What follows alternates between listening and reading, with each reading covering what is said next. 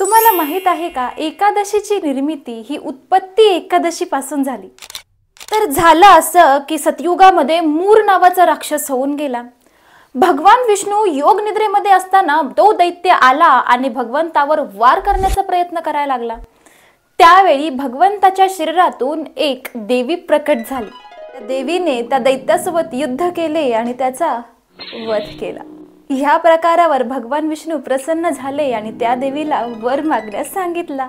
त्या देवीने असा वर मागितला की जो कोणी माझ्या उत्पत्तीच्या दिवशी उपवास ठेवेल त्या व्यक्तीवर भगवान श्रीहरीचा वरदहस्त राहील। भगवान विष्णू प्रसन्न होऊन त्या देवीला म्हणाले, हे देवी, तू माझ्या आध्यात्मिक रूपात कृष्ण पक्षामधील 11व्या दिवशी प्रकट झाली आहेस, म्हणून तुझे नाव एकादशी असे असेल। उत्पत्ती एकादशी दिवशी आळंदीची यात्रा असते, त्यामुळे संत ज्ञानेश्वर महाराजांचे दर्शन घेणेही उत्पत्ती एकादशीला शुभ मानले जाते। भेटूयात पुढच्या ब्लॉगमध्ये नवीन माहिती घेऊन। तोपर्यंत हरे कृष्णा।